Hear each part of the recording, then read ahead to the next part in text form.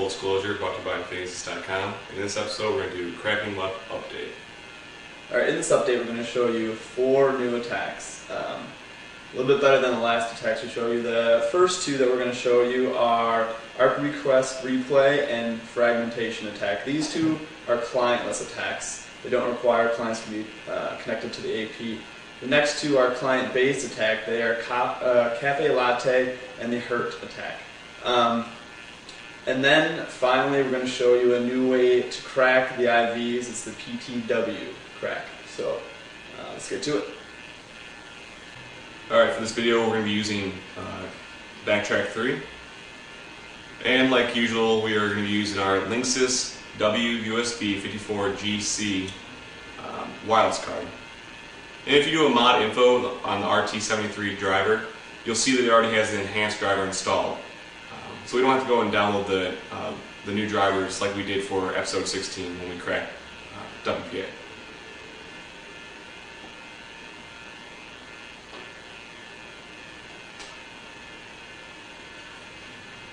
Alright, so all we need to do is kind of input some commands to set up our wireless card. Of course, we gotta enable it, put it into monitor mode,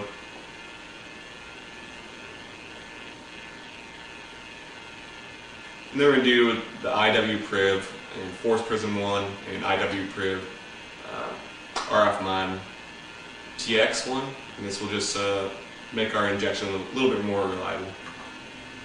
And also we're going to configure our transfer rate to 1 megabyte. This will also make our injection more reliable.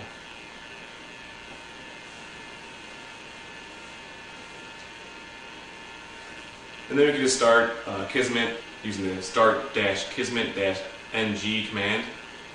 Kismet's a good program to find access points in your area.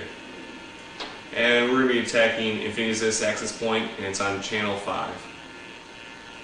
Alright, that's about all the information we need right now, and it's all set up. So let's get into the different methods of increasing the IVs. The first attack we're going to show you is the ARP Request Replay attack. Now this attack is probably the most reliable for generating IVs. Basically what it does is it looks for an ARP request and then it sends that ARP request to the AP and then it repeats that ARP request. So the ARP request then gets a reply back from the AP, but every time it sends that reply back there's a new IV, and this allows us to get to generate unique IVs very quickly. So let's get started here, and we're just going to run arrow dump on channel 5 in our wireless card.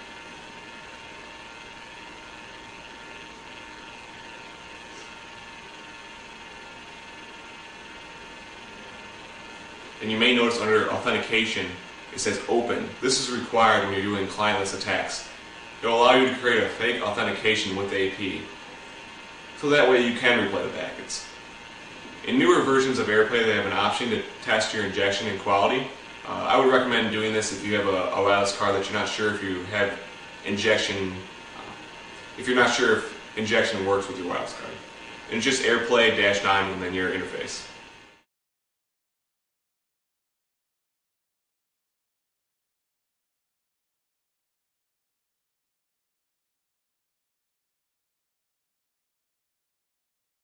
And you can see here it has a quality of 96%, so that's pretty good.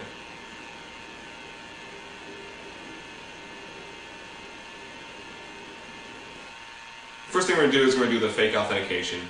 And I'm just going to stop arrow dump here so I can copy the BSSID number because I'm going to need it later. And just AirPlay -1 0, which is the delay, we just want to do it once. -A, which is the BSSID that we just copied. And then our interface. In older versions you had to specify the -H, which is your interface's MAC address. In the newer version it automatically inputs that if it's left blank, so saves you some time. Alright, and we just push enter and you can see that it, as you can see here, our interface was successfully associated with the AP. So now we can go and do our ARP Request Replay attack.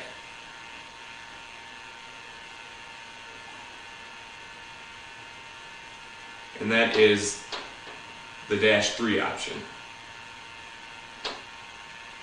-3, and then we're going to add this -x, which is your transfer rate.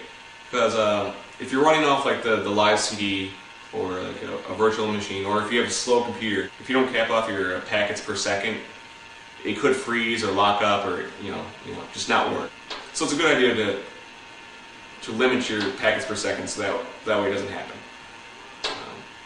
And your wireless card can't really pick up that many per second, so it's only really going to see probably on average 100 IVs a second. So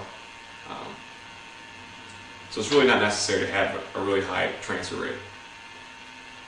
All right, we're just going to restart AeroDump here with it's specifically looking for packets from this access point.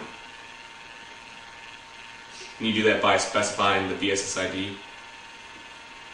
Alright, and we're going to start our attack, and we're just going to wait for an ARP request packet.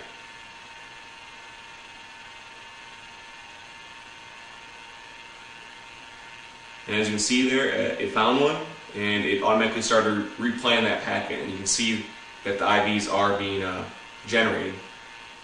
And it looks like at a rate of 176 per second.